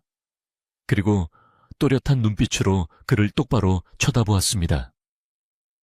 제 이름은 연희입니다. 하지만 예전에는 다른 이름으로 불렸지요. 연희의 말에 최 부자가 고개를 갸웃거렸습니다. 다른 이름 그게 무슨 소리냐? 연희는 잠시 침묵하다가 입을 열었습니다. 나리가 그토록 칭찬하신 이 시래기국 재료가 무엇인지 아십니까? 최 부자는 대수롭지 않게 대답했습니다. 무척 말린 거 아니냐, 흔해 빠진 것이지. 연희는 싸늘하게 미소 지었습니다. 맞습니다. 흔해 빠진 것 돼지나 주라며 발로 차버리셨던 바로 그 쓰레기입니다. 그리고 이 보리밥은 쌀이 아깝다며 종들에게나 던져주시던 그 거친 곡식이고요. 최 부자의 얼굴에서 웃음기가 서서히 사라졌습니다. 뭔가 분위기가 이상하게 돌아가고 있음을 감지한 것입니다. 네, 네가 무슨 말을 하는 개냐? 연희는 한 걸음 더 다가섰습니다. 나리께서는 늘 말씀하셨지요. 천한 것들은 좋은 음식을 먹을 자격이 없다고. 헌데 어찌하여 천한 재료로 만든 음식을 그토록 맛있게 드셨습니까? 나리의 그 귀한 입맛이 오늘은 어찌하여 천한 것들의 밥상을 탐하셨습니까? 연희의 목소리는 높지 않았지만 비수처럼 날카롭게 최 부자의 가슴을 찔렀습니다. 주변의 하인들도 숨을 죽이고 이 기묘한 대화를 듣고 있었습니다. 최 부자는 당황하여 얼굴이 불그락푸르락해졌습니다. 감히 일개 식당 주인이 양반인 자신을 가르치려 드는 것이 불쾌했지만 방금 먹은 음식의 맛이 너무나 훌륭했기에 반박할 말을 찾기가 어려웠습니다. 게다가 연희의 얼굴을 자세히 뜯어볼수록 기억 저편에 묻어두었던 누군가의 얼굴이 겹쳐 보이기 시작했습니다. 부엌 구석에서 쭈그리고 앉아 울던 아이, 매를 맞으면서도 독한 눈으로 자신을 쳐다보던 그 아이. 설마 네가... 최 부자의 목소리가 떨리기 시작했습니다. 하지만 그는 애써 그 생각을 부정하려 했습니다. 도망친 종년이 이렇게 번듯한 모습으로, 그것도 자신을 압도하는 눈빛으로 서 있을 리가 없다고 생각했습니다. 그때 할머니가 끼어들었습니다. 음식 맛이 좋았다면 밥값이나 제대로 치르시오. 우리 연희가 만든 음식은 돈으로 따질 수 없는 정성이 들어간 것이오. 할머니는 최 부자 앞으로 계산서를 들이밀었습니다. 최 부자는 얼떨결에 주머니를 뒤적였지만 손이 떨려 엽전 꾸러미를 떨어뜨리고 말았습니다. 짤랑거리는 소리가 정적을 깼습니다. 최 부자는 허둥지둥 엽전을 주워 담으려다 멈칫했습니다. 자신의 권위가 땅에 떨어진 것 같아 견딜 수가 없었습니다. 그는 벌떡 일어나 소리쳤습니다. 이 고얀 것들, 내가 누군지 알고 감히 훈계를 해. 맛이 좀 있다고 기고만장한 모양인데 내 오늘 이 가게의 버릇을 단단히 고쳐놓겠다. 그는 자신의 당황함을 감추기 위해 억지로 화를 냈습니다. 하지만 연희는 물러서지 않았습니다. 버릇을 고쳐야 할 사람은 제가 아니라 나리이십니다. 연희는 주머니에서 낡고 색바랜 헝겊 조각 하나를 꺼내 보였습니다. 그것은 연희가 최 부자 댁을 탈출하던 날 찢어진 자신의 저고리 옷자락이었습니다. 이것을 기억하십니까? 눈 오는 밤 매질을 피해 담을 넘다 찢어진 제 옷입니다. 그날 제가 흘린 피가 아직도 여기에 얼룩져 있습니다. 연희가 헝겊을 내보이자 최 부자의 눈동자가 심하게 흔들렸습니다. 이제는 부정할 수 없었습니다. 눈앞에 이 당당하고 아름다운 여인이 바로 자신이 그토록 찾아 헤매던 도망노비 분이라는 사실을 말입니다. 최 부자는 뒷걸음질을 쳤습니다. 내년이 정말 분이냐? 죽은 줄 알았던 분이가. 그의 목소리는 공포와 경악으로 갈라졌습니다. 자신이 그토록 괴롭히고 멸시했던 존재가 자신을 가장 행복하게 만든 요리사였다는 사실이 그에게는 큰 충격이었습니다.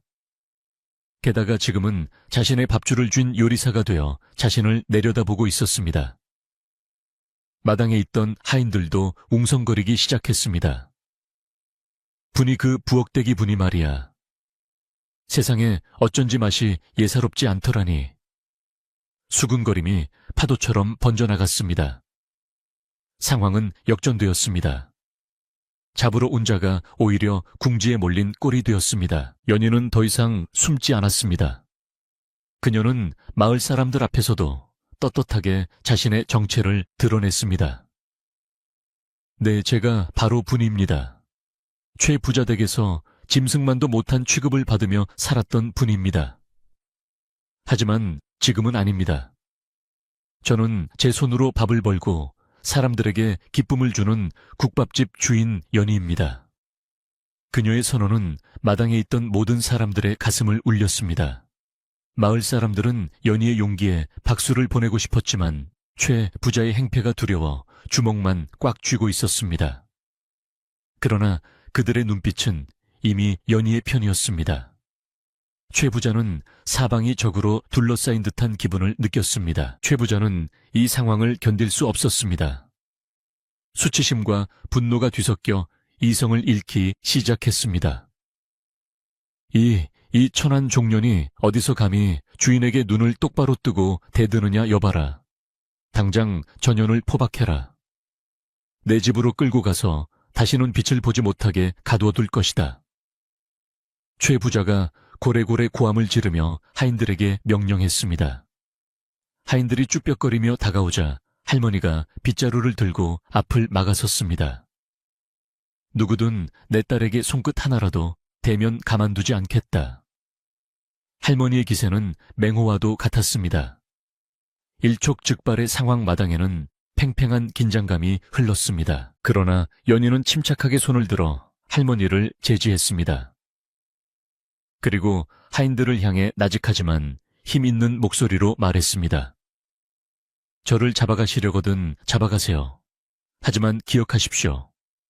당신들이 오늘 먹은 그 밥, 당신들이 평생 무시했던 그 재료로 만든 밥이 당신들 배를 채워주었다는 것을요. 저를 끌고 갈 수는 있어도 제 손끝의 맛과 제 영혼까지 가져갈 수는 없을 것입니다. 하인들은 연희의 말에 압도되어 발걸음을 멈췄습니다. 그들도 내심 최 부자의 횡포에 지쳐 있었고 연희의 밥상에 감동을 받은 터였습니다.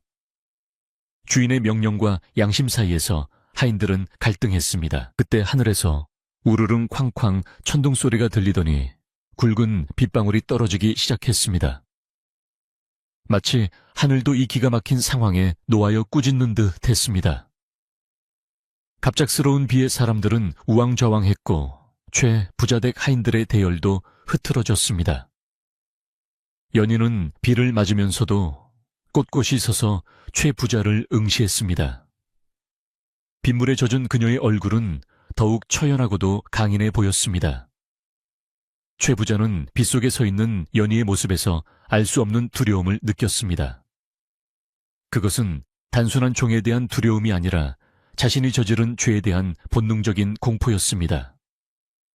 이제 이 마당에서의 싸움은 힘의 대결이 아니라 명분과 진실의 대결로 치닫고 있었습니다. 빗줄기는 장대같이 쏟아져 마당의 흙먼지를 잠재우고 사람들의 옷을 흠뻑 적셨지만 최 부자와 연희 사이의 뜨거운 기싸움은 식을 줄을 몰랐습니다.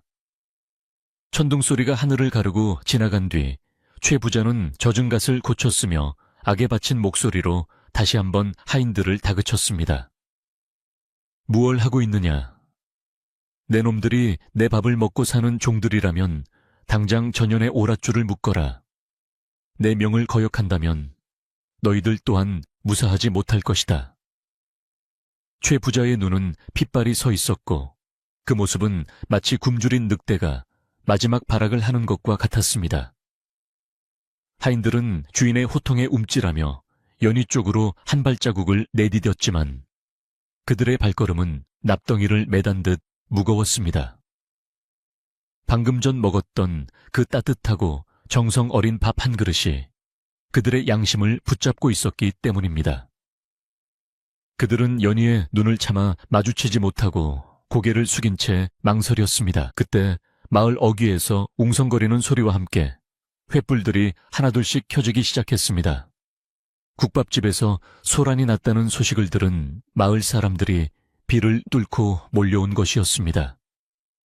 낫과 괭이를 든 장정들부터 지팡이를 짚은 노인들까지 평소 연희의 국밥을 먹고 힘을 얻었던 이들이 국밥집 마당을 에워쌌습니다. 마을의 가장 큰 어른인 촌장 영감이 앞으로 나서며 우렁찬 목소리로 외쳤습니다. 이게 무슨 행패요? 남의 마을에 와서 죄 없는 사람을 잡아가려 하다니 관에 고발이라도 해야 정신을 차리겠소. 촌장의 등장에 최 부자는 잠시 주춤했습니다.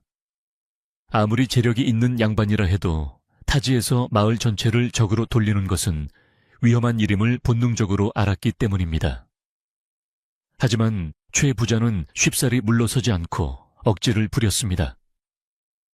인연은 내 집 도망종이요. 내 물건을 내가 찾아가겠다는데 남들이 무슨 상관이란 말이오. 연희는 마을 사람들의 등장에 큰 힘을 얻었습니다. 그녀는 더 이상 두려움에 떠는 도망자가 아니었습니다. 연희는 품속에서 젖지 않게 기름종이로 꽁꽁 싸맨 작은 책자 하나를 꺼내 들었습니다. 그리고 최 부자가 똑똑히 볼 수 있도록 높이 들어 올렸습니다. 날이 이것이 무엇인지 아십니까? 연희의 목소리는 빗소리를 뚫고 또렷하게 들렸습니다. 최 부자는 눈을 가늘게 뜨고 책자를 노려보았습니다. 그깟 종이 쪼가리가 뭐란 말이냐? 연희는 차분하게 대답했습니다. 이것은 제가 나리댁 부엌에 있으면서 기록한 장부입니다. 나리께서 흉년에 나라에서 푼 구휼미를 빼돌려 곡간을 채운 날짜관에 바쳐야 할 세금을 포탈하기 위해 장부를 조작한 내역, 그리고 멀쩡한 곡식을 썩혀버린 양까지 낱낱이 적혀 있습니다. 연희의 말에 최 부자의 얼굴이 사색이 되었습니다. 그것은 단순한 가계부가 아니라 최 부자의 목줄을 쥘 수 있는 치명적인 증거였습니다. 연희는 한 걸음 더 나아가 결정적인 한 방을 날렸습니다. 제가 관에 끌려간다면 저는 이 장부를 사또께 바치고 제가 보고 들은 모든 부정부패를 고발할 것입니다. 종이 주인을 고발하는 것은 죽음을 각오해야 하는 일이나 어차피 잡혀가서 죽을 목숨이라면 나리의 추악한 진실이라도 세상에 알리고 죽겠습니다. 연희의 눈빛은 결연했습니다. 그녀는 단순히 목숨을 구걸하는 것이 아니라 최 부자와 함께 파멸할 각오까지 되어 있음을 보여주었습니다.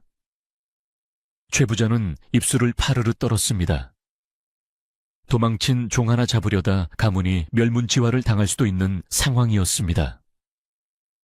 횡령과 탈세는 중조였고 이 사실이 알려지면 그의 재산과 지위는 모래성처럼 무너질 것이 뻔했습니다. 최 부자는 쥐고 있던 주먹을 부들부들 떨며 식은땀을 흘렸습니다. 마을 사람들은 옳소, 저런 탐관오리 같은 자는 혼쭐을 내줘야 해 하며 연희의 말에 힘을 실어주었습니다. 촌장 영감도 엄한 표정으로 최 부자를 꾸짖었습니다. 들으시오. 이 처자는 이제 우리 마을 사람이나 다름없소. 그리고 당신의 비리가 담긴 저 장부가 관하로 넘어가는 꼴을 보고 싶지 않다면 당장 그 더러운 발길을 돌리시오. 사면촉에 빠진 최 부자는 주위를 둘러보았습니다. 분노한 마을 사람들의 눈빛 배신감을 느낀 듯한 하인들의 시선, 그리고 무엇보다 자신의 약점을 쥐고 흔드는 연희의 당당한 태도에 기가 꺾일 수밖에 없었습니다. 뱃속에 들어간 맛있는 음식들이 갑자기 독처럼 느껴져 속이 메스꺼워졌습니다. 그는 자존심이 상해 견딜 수가 없었지만 지금은 살 길을 찾아야 했습니다. 최 부자는 억지로 헛기침을 하며 뒷짐을 졌습니다. 에이, 더러워서 못해 먹겠네. 내 오늘 밥맛이 좋아서 특별히 봐주는 것이다. 내년이 불쌍해서 살려주는 것이지. 결코 내가 무서워서 피하는 것이 아니다. 그는 끝까지 허세를 부리며 비굴한 변명을 늘어놓았습니다. 그리고는 하인들에게 손짓했습니다. 가자, 이런 재수 없는 곳에는 더 이상 있고 싶지 않다.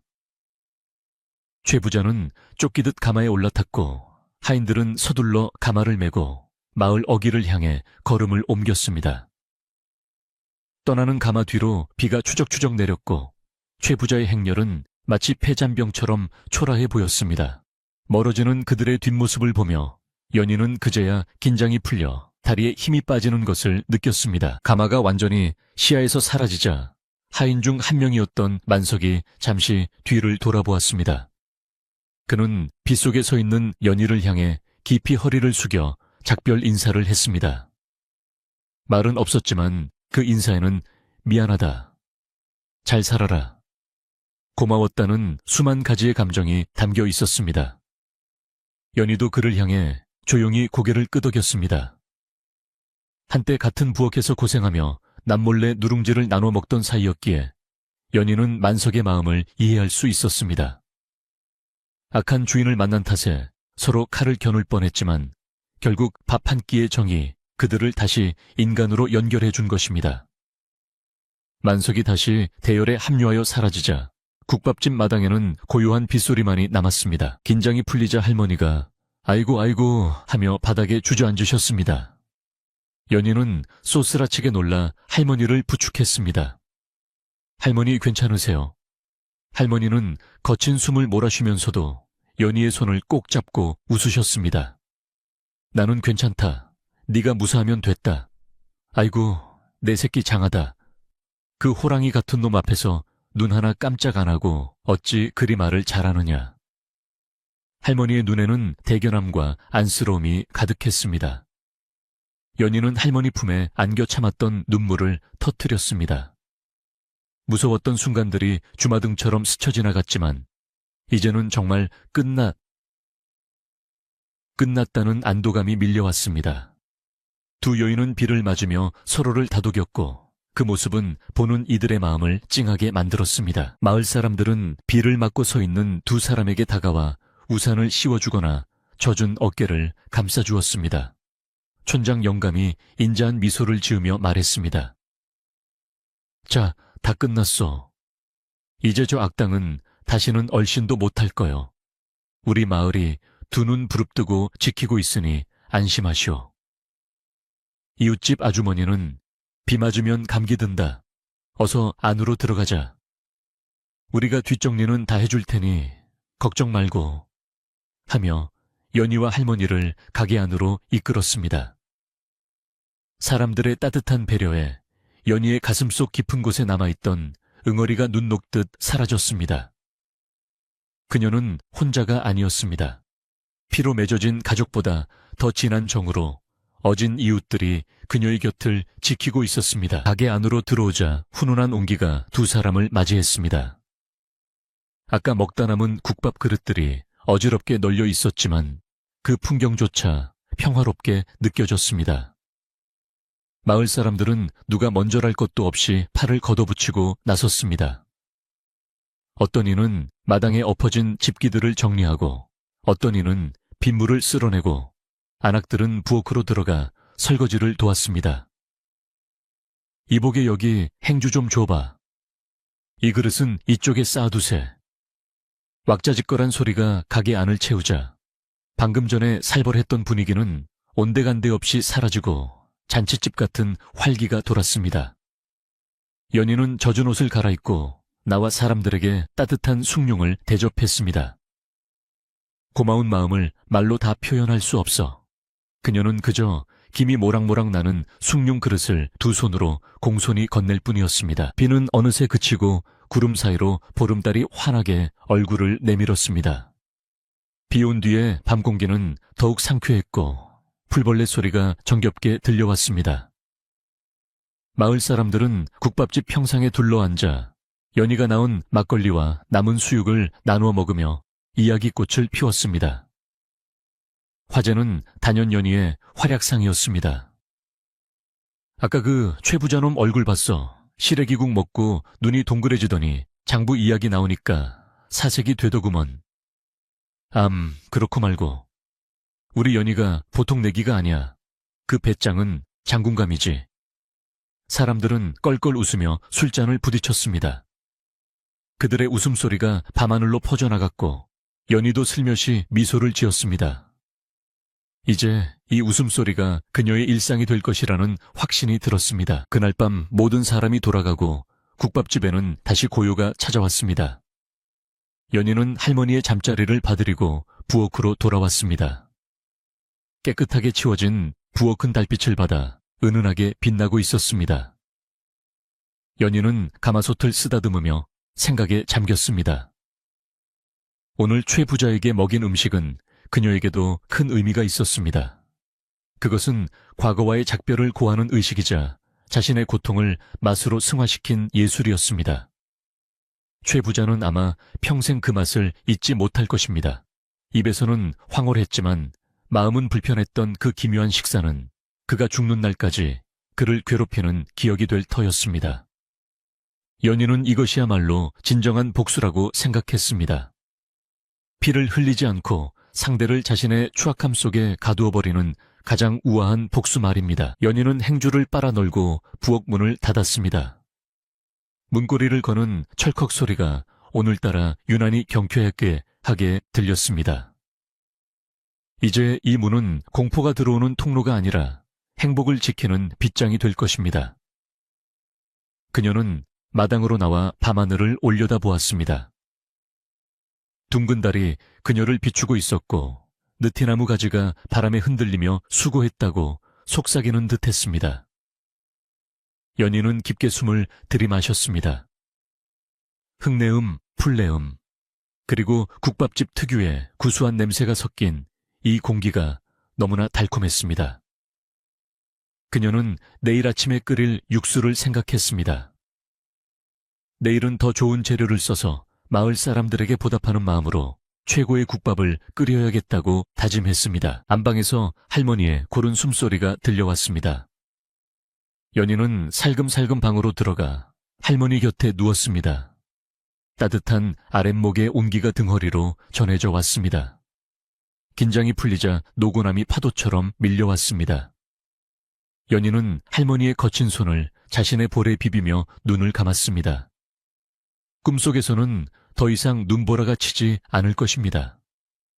대신 따뜻한 햇살 아래서 사람들과 웃으며 밥을 나누어 먹는 평범하고도 행복한 일상이 펼쳐질 것입니다. 최 부자는 이제 과거의 악몽일 뿐 연희의 앞날에는 아무런 영향도 주지 못할 것입니다. 그녀의 인생 2막은 이제 막 아주 찬란하게 시작되고 있었습니다. 폭풍우가 휩쓸고 지나간 다음 날 아침 국밥집 마당에는 언제 비가 왔냐는 듯 눈부신 햇살이 쏟아져 내렸습니다. 빗물에 씻긴 나무집들은 초록빛 보석처럼 반짝였고 처마 끝에 매달린 풍경 소리는 바람을 타고 청아하게 울려 퍼졌습니다. 어젯밤의 소란스러움과 긴장감은 아침 안개와 함께 흔적도 없이 사라지고 대신 그 자리에는 더 깊고 단단해진 평화가 자리 잡았습니다. 마을의 공기는 여느 때보다 상쾌했고 담장 너머로 들려오는 참새들의 지저귐조차 연희의 승리를 축하하는 노랫소리처럼 들렸습니다. 연희는 일찍 눈을 떴지만 평소처럼 쫓기듯은 일어나지 않고 잠시 이불 속에서 창호지 문을 통해 들어오는 햇살을 만끽했습니다. 그녀의 몸을 짓누르던 보이지 않는 족쇄가 완전히 풀려나간 듯 몸과 마음이 깃털처럼 가벼웠습니다. 연희가 부엌으로 나와 가마솥에 물을 붓고 불을 지피는 소리는 경쾌한 음악소리 같았습니다. 타닥타닥 타오르는 장작불은 따뜻한 온기를 전해주었고 굴뚝으로 피어오르는 하얀 연기는 마을의 아침을 알리는 평화의 신호탄이었습니다. 마을 사람들은 일터로 나가며 국밥집 앞을 지날 때마다 연희를 향해 반갑게 손을 흔들었습니다. 예전에는 그저 밥 잘하는 처자로만 불렀다면 이제는 우리 마을의 자랑이라 부르며 존경과 애정이 담긴 눈빛을 보내주었습니다. 어젯밤 최 부자 앞에서 보여준 연희의 당당한 기간은 마을 사람들에게 큰 용기와 감동을 주었기 때문입니다. 연희는 빗자루를 들고 마당을 쓸며 흙냄새 섞인 아침, 공기를 깊게 들이마셨습니다. 내 집, 내 마당, 내 사람들. 이 모든 것이 이제야 온전히 자신의 것처럼 느껴졌습니다. 장터에 다녀온 박물장수가 흥미로운 소식을 전해주었습니다. 산 너머 최 부자 댁이 발칵 뒤집혔다는 것입니다. 어젯밤 쥐새끼처럼 도망친 최 부자는 집에 도착하자마자 몸져 누웠는데 화병과 두려움이 겹쳐 식음을 전폐하고 방문을 걸어 잠갔다고 했습니다. 연희가 가지고 있다는 그 장부가 관에 들어갈까봐 밤새 헛소리를 하며 벌벌 떨고 있다는 것이었습니다. 게다가 그 맛있는 시래기국 맛을 잊지 못해 밥상을 들일 때마다 그 맛이 아니다 하며 밥그릇을 집어던지는 통에 집안 꼴이 말이 아니라고 했습니다. 그 소식을 들은 할머니와 연희는 마주보고 조용히 웃었습니다. 굳이 칼을 들고 찾아가 복수하지 않아도 욕심 많은 자는 스스로 판 함정에 빠져 고통받게 된다는 세상의 이치를 확인했기 때문입니다.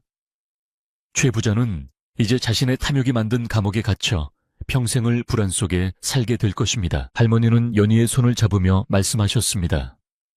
연희야, 오늘은 장사를 하지 말고 잔치를 열자꾸나. 어젯밤 비를 맞으며 우리를 지켜준 고마운 이웃들에게 따뜻한 밥 한 끼 제대로 대접해야지. 연희도 고개를 끄덕이며 환하게 웃었습니다. 그것은 그녀가 가장 하고 싶었던 일이기도 했습니다. 돈을 받고 파는 국밥이 아니라 감사의 마음을 꾹꾹 눌러 담은 보은의 밥상. 연희는 곧바로 소매를 걷어붙이고 부엌으로 들어갔습니다. 오늘은 국밥집 주인이 아니라 이 마을의 딸로서 부모와 형제에게 밥을 해주는 마음으로 요리를 시작했습니다. 할머니는 곳간 문을 활짝 열어 아껴두었던 햅쌀과 귀한 참기름을 꺼내 주셨습니다. 고소한 기름 냄새가 진동하자 지나가던 강아지들도 꼬리를 흔들며 부엌 문을 기웃거렸습니다. 연희는 마을 사람들을 위해 비빔밥과 잔치국수 그리고 지글지글 고소한 파전을 준비하기로 했습니다. 갖은 나물을 삶아 무치고 계란 지단을 노랗게 부쳐내고 쇠고기를 다져 볶았습니다. 칼질하는 소리가 도마 위에서 춤을 추듯 리듬을 탔습니다. 연희의 손끝에서 평범한 재료들은 오색 찬란한 꽃처럼 피어났습니다. 나물을 무치는 그녀의 손길은 부드러웠고 간을 보는 인매는 신중했습니다. 음식을 만드는 내내 그녀의 입가에서는 콧노래가 흘러나왔습니다. 과거 최 부자 댁의 어두운 부엌에서 눈물을 삼키며 음식을 만들던 시절과는 비교할 수 없는 행복감이 밀려왔습니다. 맛있게 드세요. 건강하세요. 연희는 재료 하나하나에 축복의 주문을 불어넣었습니다. 사랑이 담긴 음식은 그 어떤 보약보다 사람을 살리는 힘이 있음을 그녀는 알고 있었습니다. 해질 무렵이 되자 마을 사람들이 하나둘씩 국밥집 마당으로 모여들었습니다. 촌장 영감님은 잘 익은 막걸리 한 말을 어깨에 메고 오셨고 안악들은 떡과 과일을 싸들고 왔습니다. 마당에 멍석이 깔리고 널찍한 평상이 놓이자 금세 시끌벅적한 잔치판이 벌어졌습니다. 아이들은 마당을 뛰어다니며 웃고 떠들었고 어른들은 삼삼오오 모여 앉아 덕담을 주고받았습니다. 붉은 호롱불이 켜지자 국밥집은 마치 꿈속의 궁전처럼 아늑하고 따뜻한 빛으로 물들었습니다. 연희는 커다란 쟁반에 비빔밥과 국수를 담아 나르기 시작했습니다. 김이 모락모락 나는 그릇을 받아든 사람들의 얼굴에 행복한 미소가 번졌습니다. 아이고, 고소한 냄새가 심리 밖까지 나겠네. 사람들의 칭찬 소리가 끊이지 않았습니다. 자, 다들 많이 드세요. 부족하면 더 있으니 배 터지게 드셔야 합니다. 할머니가 큰 목소리로 외치며 막걸리 잔을 돌렸습니다. 사람들은 숟가락을 들고 비빔밥을 쓱쓱 비볐습니다. 고추장의 붉은 빛깔과 나물의 푸른 빛깔이 어우러져 먹음직스러운 자태를 뽐냈습니다. 한 입 가득 넣고 오물거리는 사람들의 입가에 고소한 참기름 향이 퍼졌습니다. 역시 우리 연희 솜씨야. 임금님, 수라상이 부럽지 않아. 마을 사람들은 엄지손가락을 치켜쓰며 연희를 축혀 세웠습니다. 연희는 부엌 문턱에 서서 사람들이 맛있게 먹는 모습을 바라보았습니다. 가슴속이 꽉 차오르는 벅찬 감동에 눈시울이 붉어졌습니다. 누군가를 위해 음식을 만들고 그들이 그 음식으로 행복해하는 모습을 보는 것, 이것이야말로 요리사로서 누릴 수 있는 최고의 영광이었습니다. 잔치가 무르익을 무렵 촌장 영감이 자리에서 일어나 헛기침을 하며 좌중을 조용히 시켰습니다. 자, 다들 잠시 내 말을 들어보시오. 오늘 이 자리는 단순히 밥을 먹는 자리가 아니오. 우리 마을에 들어온 귀한 복덩이 연희 아가씨가 이제 진정한 우리 식구가 되었음을 알리는 자리요. 촌장 영감의 말에 사람들이 환호하며 박수를 쳤습니다. 촌장 영감은 연희를 마당 가운데로 불러냈습니다. 수줍게 걸어 나온 연희에게 촌장 영감은 마을 사람들을 대표해 꽃신 한 켤레를 선물했습니다. 그동안 험한 길 오느라 고생 많았소. 이제는 이 꽃신 신고 꽃길만 걸으시오. 우리 마을이 당신의 울타리가 되어주리다. 연희는 꽃신을 받아들고 감격하여 말을 잇지 못했습니다. 도망자 신분으로 숨죽여 살던 그녀가 드디어 세상 밖으로 나와 온전한 한 사람으로 인정받는 순간이었습니다. 할머니도 연희의 옆에 서서 그녀의 어깨를 감싸 안았습니다. 그리고 마을 사람들을 향해 선언하듯 말했습니다. 내 오늘부로 이 가게의 주인 자리를 우리 연희에게 물려주려 하네. 내 늙고 힘이 붙여서가 아니라 연희의 솜씨와 마음씨가 나보다 훨씬 훌륭하기 때문일세. 이제 할매 국밥집이 아니라 연인의 국밥집이라 불러주게나. 할머니의 파격적인 선언에 사람들은 더욱 큰 박수와 환호성을 보냈습니다. 연희는 놀란 눈으로 할머니를 쳐다보았지만 할머니는 인자한 미소로 고개를 끄덕일 뿐이었습니다. 그것은 피를 나눈 가족보다 더 진한 신뢰의 증표였습니다. 연희는 할머니 품에 안겨 뜨거운 눈물을 흘렸고 마을 사람들도 덩달아 코끝이 찡해져 눈물을 훔쳤습니다. 달빛 아래 펼쳐진 이 아름다운 풍경은 마을의 역사에 길이 남을 따뜻한 밤이었습니다. 밤이 깊어가도록 이야기꽃은 시들 줄 몰랐습니다. 옛날 이야기, 농사짓는 이야기, 자식 키우는 이야기들이 막걸리잔과 함께 오고 갔습니다. 연희는 사람들 틈에 섞여 앉아 그들의 이야기에 귀를 기울였습니다. 최부자 댁에서는 상상도 할 수 없었던 평등하고 자유로운 분위기였습니다. 그곳에서는 누구도 연희를 하대하거나 명령하지 않았습니다. 그저 함께 웃고 떠드는 이웃일 뿐이었습니다. 연희는 막걸리 한 모금을 마시며 생각했습니다. 이것이 진짜 사는 맛이구나. 맛있는 밥을 나누어 먹고 서로의 아픔을 보듬어주고 함께 웃을 수 있는 삶. 그녀는 자신이 겪은 고난들이 이 순간을 위한 걸음이었음을 깨달았습니다. 아팠던 만큼 더 깊이 사랑할 수 있고 배고팠던 만큼 밥의 소중함을 알게 된 것입니다. 어느덧 자정이 넘어가고 하나둘씩 자리를 털고 일어났습니다. 잘 먹고 갑니다. 연희 사장님 대박 나시오. 할머니 건강 챙기시고요. 사람들은 아쉬운 작별 인사를 나누며 집으로 돌아갔습니다. 텅 빈 마당에는 잔치의 흔적만이 남았지만 쓸쓸하기보다는 훈훈한 여운이 감돌았습니다. 연희와 할머니는 함께 뒷정리를 시작했습니다. 그릇을 치우고 멍석을 개는 손길이 척척 맞았습니다. 몸은 고됐지만 마음은 구름 위를 걷는 듯 했습니다. 할머니가 연희에게 물었습니다. 힘들지 않느냐? 연희는 고개를 저으며 활짝 웃었습니다.